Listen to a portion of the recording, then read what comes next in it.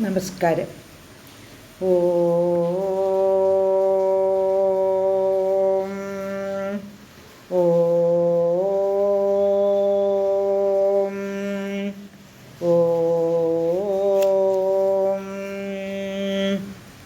കുജനം രമരാമേതി മധുരം മധുരാക്ഷരം ആരുഹ്യ കവിതാശാഖാം വന്ദേ വാൽമീകികോകിലം.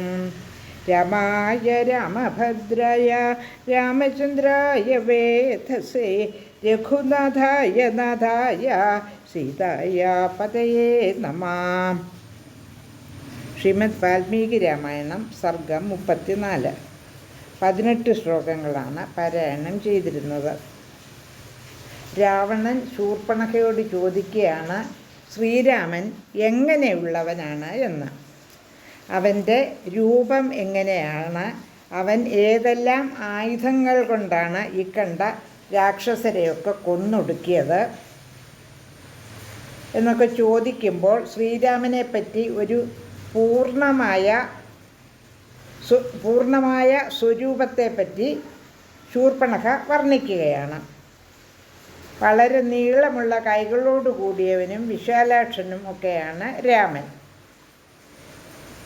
വളരെ മൂർച്ചയേറിയ ശരങ്ങൾ കൊണ്ട് എല്ലാവരെയും അവൻ ഒരു നിമിഷം കൊണ്ട് കൊന്നൊടുക്കുന്നു. ഋഷിമാർക്ക് അഭയം നൽകി അവർക്ക് എല്ലാ ക്ഷേമവും കൊടുക്കുന്നു. സ്ത്രീവധത്തിൽ രാമന് ചെറിയ ശങ്കയുണ്ട്. അതുകൊണ്ടാണ് എന്നെ കൊല്ലാതെ വിട്ടത്. അതുകൊണ്ട് ഞാനിവിടെ ജീവനോടെ എത്താൻ ഇടയായി. അതുപോലെ ലക്ഷ്മണനെ പറ്റി പിന്നെ വർണ്ണിക്കുകയാണ്. ലക്ഷ്മണനാണെങ്കിൽ ഗുണങ്ങൾ കൊണ്ടും ശക്തി കൊണ്ടും ജ്യേഷ്ഠന് തുല്യനാണ്. അതുപോലെ ജ്യേഷ്ഠനിൽ സ്നേഹവും ഭക്തിയും ഉള്ളവനാണ് ലക്ഷ്മണൻ. ആരാലും ജയിക്കപ്പെടാത്തവനും ജേതാവും വിക്രമിയും ബുദ്ധിമാനുമൊക്കെയാണ് ലക്ഷ്മണൻ. പിന്നീട് സീതയെപ്പറ്റി വർണ്ണിക്കുകയാണ്. സീതയുടെ സൗന്ദര്യത്തെപ്പറ്റിയും ഗുണഗണങ്ങളെപ്പറ്റിയും ഒക്കെ. സീത വിശാലാക്ഷിയും പൂർണ്ണ ചന്ദ്രമുഖിയുമാണെന്ന് പറയുന്നു. രാമൻ്റെ പ്രിയതമ തന്നെയാണ് അവൾ. അതുപോലെ ഭർത്താവിൻ്റെ ക്ഷേമം എപ്പോഴും അന്വേഷിച്ച് അദ്ദേഹത്തെ ശുശ്രൂഷിച്ച് കഴിയുന്നവളാണ് സീത. വനത്തിൻ്റെ ദേവതയാണെന്ന് തോന്നും അവളെ കണ്ടാൽ. മറ്റൊരു ലക്ഷ്മി ദേവി തന്നെയാണ് സീത. തങ്കത്തിൻ്റെ നിറമുള്ളവളാണ്. മെലിഞ്ഞ ഉദരമുള്ളവളാണ്. ഇത്ര സുന്ദരിയായ ഒരുവളെ ഈ ലോകത്തിൽ മുമ്പ് കണ്ടിട്ടില്ല. ദേവസ്ത്രീകളും ഗന്ധർവ സ്ത്രീകളും യക്ഷസ്ത്രീകളും ഒന്നും അവളോട് കിടപിടിക്കുന്നവരല്ല എന്നൊക്കെ വിശദമായി ശൂർപ്പണഖ രാവണനെ അറിയിക്കുന്നു. ഇനി അടുത്ത ശ്ലോകങ്ങൾ പാരായണം ചെയ്യാം. ശ്ലോകം 19. യസ്യ സീതാ ഭവേത് ഭാര്യ യം ച ഹൃഷ്ട്വാ പരിഷ്വജേത് അഭിജീവേത് സ സർവേഷു ലോകേഷ്വപി പുരം ദരാദം. സീത ആരുടെ ഭാര്യയാണോ അവൾ ആരെയാണ് ആനന്ദത്തോടെ ആലിംഗനം ചെയ്യുക അവൻ ലോകത്തിൽ വെച്ച് ഏറ്റവും ഭാഗ്യവാനാണ്. അവൻ ഇന്ദ്രനേക്കാളും മേലെയായി വാഴും. ശ്ലോകം 20. സാ സുശീലാ വപുശ്ലാഘ്യ രൂപേണ പ്രതിമാ ഭുവി തവാനുരൂപാ ഭാര്യ സാ ത്വം ച തസ്യാപദേർവരഃ. ആ സുശീലയും ശ്ലാഘ്യരൂപനും അതുല്യ രൂപ സൗന്ദര്യമിണങ്ങിയവളുമായ സീത ഭവാന് ചേരുന്ന ഭാര്യയായിരിക്കും. ഭവാൻ അവൾക്ക് ശ്രേഷ്ഠനായ ഭർത്താവും ആയിരിക്കും. ശ്ലോകം 21. താം തു വിസ്തീർണജഘാനാം പിനോത്തുംഗപയോധരാം ഭാര്യാർത്ഥേ തു തവാനേതും ഉദ്യതാഹം വരാനനാം.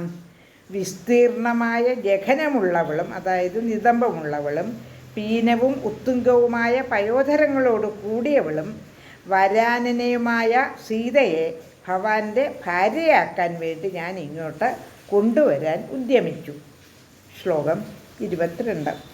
വിരൂപിതാസ്മി ക്രൂരേണ ലക്ഷ്മണേന മഹാഭുജേ താം തു ദൃഷ്ട്വാദ്യ വൈദേഹിം പൂർണ്ണചന്ദ്രനിഭാനനാം. മഹാബലവാനായ ലക്ഷ്മണൻ അതിനാലാണ് എൻ്റെ അവയവങ്ങൾ ഛേദിച്ചെന്നെ വിരൂപയാക്കിയത്. പൂർണ്ണചന്ദ്രാനനായ ആ വൈദേഹിയെ കണ്ടാൽ എങ്ങനെ ഇരിക്കുമെന്ന് അടുത്ത ശ്ലോകത്തിൽ പ്രതിപാദിക്കുന്നു. ശ്ലോകം 23. മന്മഥസ്യ ശരാണാം ച ത്വം വിധേയാ ഭവിഷ്യസി യദി തസ്യാമഭിപ്രായോ ഭാര്യാത്വേ തവ ജായത്തെ ശീർക്കമുത്ക്രിയതാം പാദോ യാർത്ഥം ഇഹ ദക്ഷിണാം. സീതയെ കണ്ടാൽ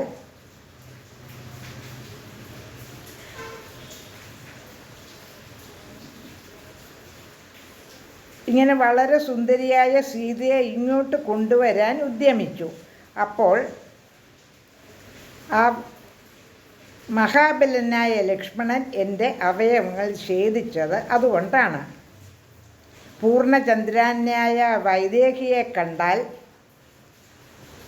ഭവാൻ മന്മഥശരപീഡിതനായി തീരും.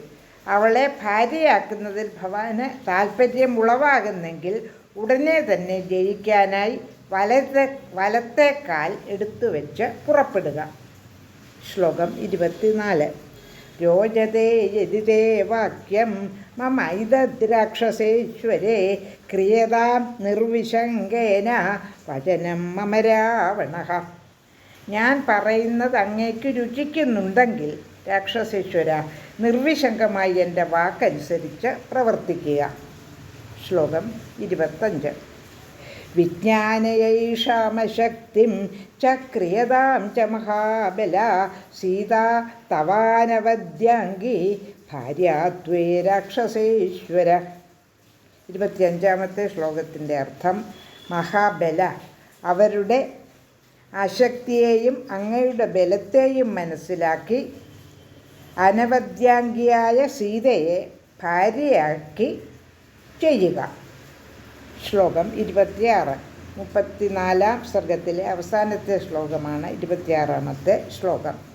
നിശമ്യ രാമേണ ശരൈർജിഗ്മുഹൈർഹൈ നിശമ്യ രാമേണ ശരൈർജിമ്യഗൈർ ഹതാൻ ജനസ്ഥാനഗതാൻ നിശാചരാൻ ഖരം ച ദൃഷ്ട്വാ നിഹതം ച ദൂഷണം ത്വമദ്യകൃത്യം പ്രതിപത്തുമർഹസി.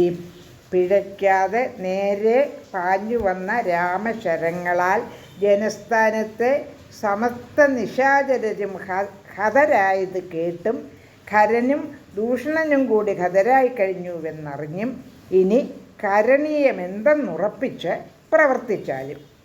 ലോകാ സമസ്ത സുഖിനോ ഭവന്തു.